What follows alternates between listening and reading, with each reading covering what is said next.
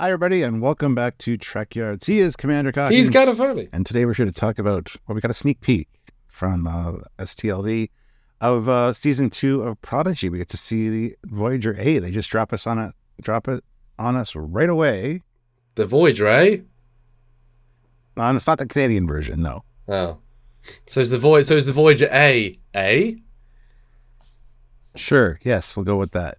Yeah, it's nice that, it used to be an official event, Vegas, then it was unofficial. So they still released a thing, a big thing. But it's also a cancelled show, I guess. You know what I mean? The copyright legality is all kind of up in the air a bit. And we're all thrilled. Did you expect to see anything that concrete from her? Nope.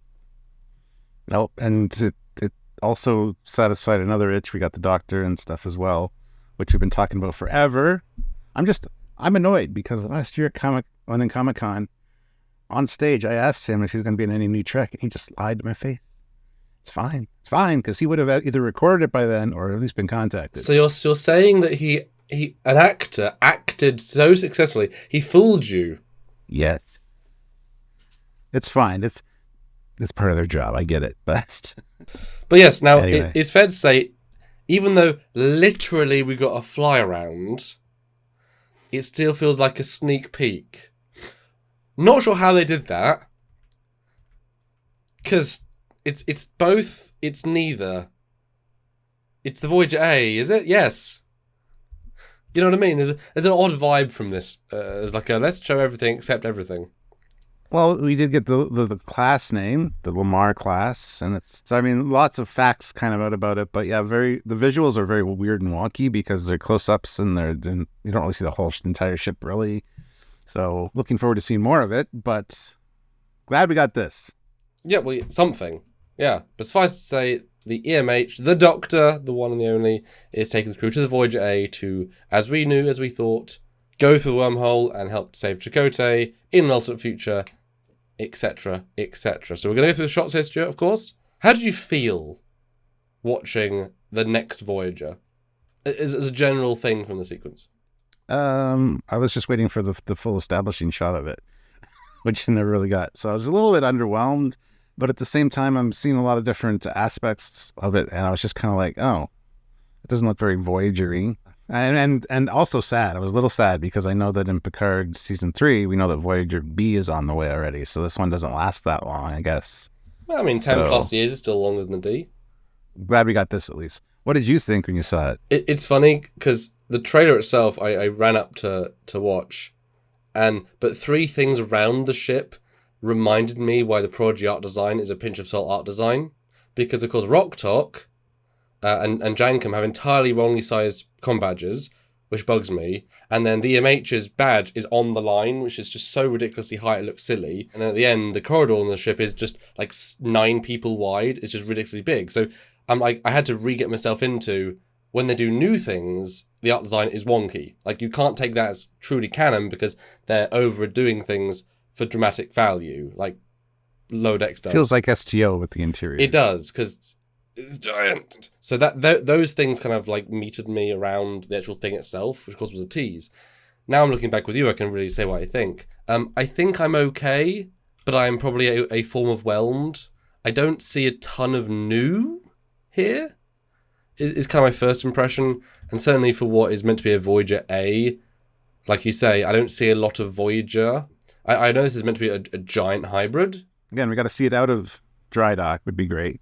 But, the second picture here, there's definitely some Voyager-esque things to it. The shape of the saucer, the deflector, even the angled up struts a little bit. There is enough Voyager in it from the bottom, at least, that I'm like, okay, that's cool. But the first shot, let's go in the order, though. First of all, I'm seeing no real phaser strips. I see a sort of a bronze detail in the hull, which is not a phaser strip. So the thing just like is unequipped, which is a shame. Maybe they'll fire out of their ICS thrusters. Maybe they will. And windows, the nonsensical, the little white lights. I do like the texturing on the hull, but yeah, you're right. I can't see any phaser strips or anything like that. So, and no escape pods either. There are on other shots, but not in this shot. And also just, again, metallic. Just that chrome look, which shouldn't be a thing. It worked for the Pro Star 'cause it's experimental. This is a non-experimental ship, so it should be a normal hull colouring. It should not be a chrome. That bothered me instantly. Which is kind of the new look for anything Star Trek these days. But then you get, all the Picard Season 3 ships, and they're all TMP-esque-ish. But like I say, second shot, you get a lot more detail. I mean, it's kind of a Sovereign Voyager baby, I guess is the obvious equation here. It does look like there's some phaser segments. They're not really strips, and it's hard to tell if they're inset or outset. Look, they're inset a little bit. They look like one of the inset windows. It just seems odd. Why are you overcomplicating a phaser strip to have to pop out of the hull? And again, the lack of window logic. There's sorts of rings of light, but not windows. And again, it works with Protostar because it's such a small ship. They're not, either they are windows, and who cares?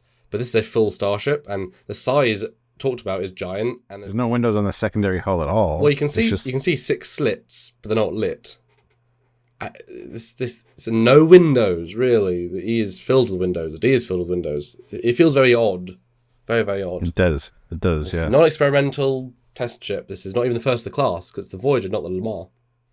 I do like the look of this, though. The shapes. It's a good interpretation of Voyager.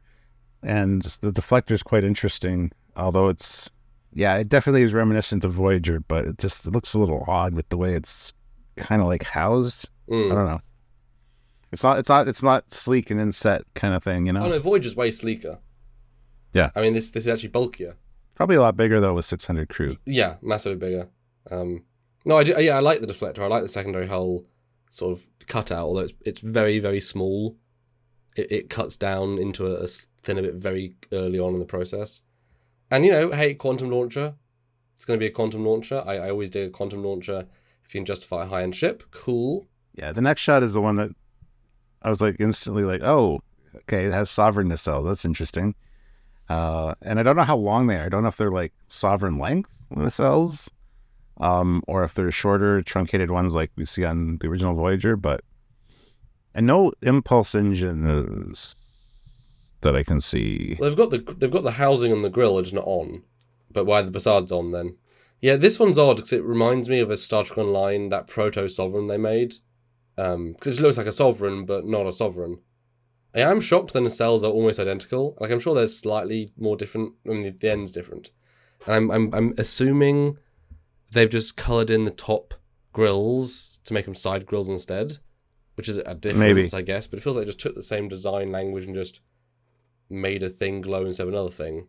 But if I had seen this shot only, no context or anything, I would say this is a Sovereign.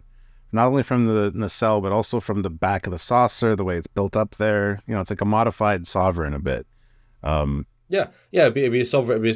For me, this would read as a small Sovereign variant given the tiny window scale. Because look at that neck window. That means it's a tiny ship, like scout ship sized. Well, it is a science vessel. Yep. Next shot, though, is another shot of the... And now this you can oddly see... So those cut-ins aren't phasers, they're escape pod housings. Okay. Where they push out and they just have to go down. So they're actually less efficient than they used to be. Now they have a clearing problem. And it looks like they got the captain's yacht there with you can see. Oh, yeah. It looks like the strut and the little engines tucked in there. Yeah, it looks like they're just a standard Enterprise yacht. The one element here I don't like is kind of this. Looks like almost like the Defiant nacelle a little bit with the way it's shaped. That little cut, it's like the saucer's docked in, which would be cool if that actually comes out as part of a saucer separation mode. But it looks odd to me, and it's one of those design things that I'm not really happy with. Well, it's an extension of the E, which has that housing in the back, but it's so close to the hull it just feels like a layered approach. Yeah. This, they extend it, so yeah, it feels like a second skin almost. And again, windows are entirely out of scale, or there's one window every 4 decks, and it's a giant view window, and no one gets any crew quarters. And you can say they're inside the hull and they're one way, but why are you hurting the art design just for sake of that tautology, right? Well, that's the thing. I mean, the lack of any windows on the secondary hull is just confusing to me.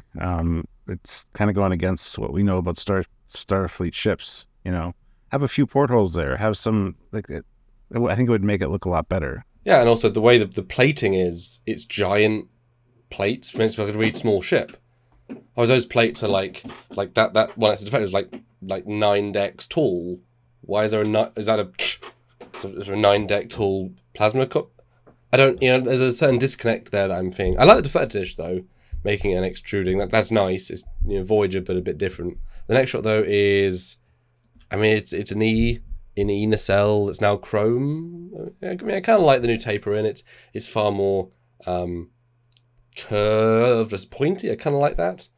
And it does look in the shot like they are truncated. They are shorter than the sovereign nacelles. So good to know. But I like how in this version, just the angle, the way the facade is, looks like a painted on texture. It looks incredibly flat, not like the inner gas inside. There's something very flat about it, where normally you would achieve a 3D feel. And it was kind of obvious in the watch, but there's that giant arm element that goes into the back of the. So this is the E dry dock, right? Great design. Now in the movie, it was designed for the E. That's why it's exactly the right size of the E. And that element actually is the exact size, width, and height that goes into the Enterprise's shuttle bay. It's actually designed to fit in.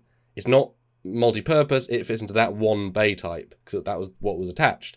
But this looks like it's just sticking inside the hull. I can see it lit just inside the geometry of the hull. Is that blue stripe? Like it's like It's not where it's dead. Well, it's such a quick shot, though. You're not supposed to notice. But this is the beauty launch of the Voyager A. It's also for episode 1. This would be the thing you spend almost the most time on in the entire season. So these things should be the sleekest, Yeah, I did notice that thing as well, especially in the next shot, which I immediately thought back to the Enterprise E being in dry dock. So, and it is the Enterprise E dry dock. It's this. Yeah. It's that very squat. I love the E dry dock. So. It's a good dry dock. It's a great recreation. They did a really good job. Yeah, but this also shows off actually some of the most different parts of the nacelles. Obviously the back, which are now sort of blocky. They're coming off from this organic curve to the block. Yeah, very chunky. And again, very chrome. I would never texture a ship like this ever. Looks like steel plates. It looks really, really like NX era old or fan film, like we're going for an art design look. There's not Starfleet shininess. Even that lower secondary hull bit, it's literally reflecting the light on back onto itself. Is that reflective? That being said, I do like the way this looks, but the problem is it looks so much like a Sovereign. They just took a Sovereign and chopped it up a bit. Again, seen it in motion, it might be different, but I think it'll look great in motion. I think this is a nice looking overall design, but we're presented with these close-ups to look at individual pieces. So that's how we're able to analyze this in a piecemeal form. We can't judge the whole thing, so we haven't seen the whole thing as a flowing design. But it's odd because this is an animated TV show, right? They're not hiring industry-leading designers, right? So we don't know who designed this. We don't know how much time they had. We don't know if they were given any money. We don't know if they were just told to kit bash something. You know what I mean? It's the new hero ship, but it might just have been a case of some guy in the production house said, hey, build some new ship. You have 2 weeks, and here's 3 Star Trek Online models. Make something new, and they just sort of move stuff around. We don't know, right? They say it doesn't feel straight from the drawing board. I don't know why they just wouldn't hire Rick Sternbach and say, hey, do a new Voyager A. Like, that would be what I would do, personally, and then take his sketches and move forward, or do some tweaks. Because not every ship is like a Sovereign. You look at the Enterprise D era, and there's so many variations of shapes and sizes, and this is just, Sovereign-esque again. The next shot has the shuttle bay doors open. You can see inside the bay there. You get a sense of scale because you got the shuttle there as well. So we got no Voyager livery on the back. It doesn't say Voyager A or the registry number, which is a bit odd. Again, lack of detail. Like you said, no blinkies that are visible at all. Yeah, and very Discovery-esque with a flat, straight. Yeah, at least it was closed initially. Oh yeah, in the last shot it was closed. Yeah. And it's odd to have no lip, no, like just hard cut is a very odd choice. I think it's a slight gradient, but it's very, very hard. And we can now see what the blue thing is that the tunnel thing just goes into. It's just a blue line on the back. And the new blue warp, oh my goodness, the new blue warp grills, you can see on the right hand side, just a little line of blue. Normally it's the top that's blue, now it's just 2 little tiny lines. Wow, that's timid. And there looks like some kind of weird geometry on the hull on the side of the saucer. It's like 2 wedges attached. Don't know if that's part of dry docks going on or an error. It just looks like an odd choice to have there, you know? No, overall, like I was happy to see this. We were speculating about Voyager A at the end of last season when we saw the Voyager A shuttles, right? Like a tease. And would we see it? And sure enough, like within like the first 4 minutes of the first episode, it looks like we're going to be hanging out on Voyager, which is great. Well, that's what we want, you know, straight into the action. EMH being our new, you know, hologram perspective character, awesome with all the legacy that involves. I trust the team character-wise to nail that. Just go for it, you know. I mean, you know, yeah, they've got their own Prodigy art design, right? The Protostar does not look like a conventional Starfleet ship. It does not. They went in a radical new direction. It's very JJ. Would you have bought this as a post-TNG JJ ship? Yeah, I would say so. I'd say so too. It's kind of got that hybrid of styles. Because we said before, once you lock into a certain art design, that's your art design. Potentially mistakes that might be, they carry through. Like Chrome. But I'm not disappointed. Like I do like a lot of the elements of this. And I do get a nice feeling from this shape, and I can't wait to see it out of dry dock and in motion. So no, I think it's going to look great in motion. Really nice at warp. Really familiar silhouette. It's just not as intrepid as we thought, and it's missing details that should be there. Again, I gotta see it. Doing its thing. Get some. That. Yeah. I'm sure I'm going to really like the design because I do get, like I said, I got a good feeling from seeing this, and I'm looking forward to seeing more. So, and I love the Protostar, and I have some theories about this season, what's going to happen, but yeah, it's just we'll talk about that another time. You just can't use a prototype excuse anymore, which was their big get out of jail free card. An unfinished prototype as well. All right, well, I guess that's it for a look at the Voyager A so far, the Lamar class Voyager A. If you guys have any comments, questions, concerns, anything like that, put them in the comment section down below. Don't forget to hit like. Subscribe. And we can't even see this ship yet until Prodigy Season 2 gets a distributor. And then Season 3 of Prodigy, we want to make sure it does happen. For you, for us, for everybody. So, hashtag Save Star Trek Prodigy on Twitter. That is a great medium for Paramount and CBS. And the places to Save Star Trek Prodigy.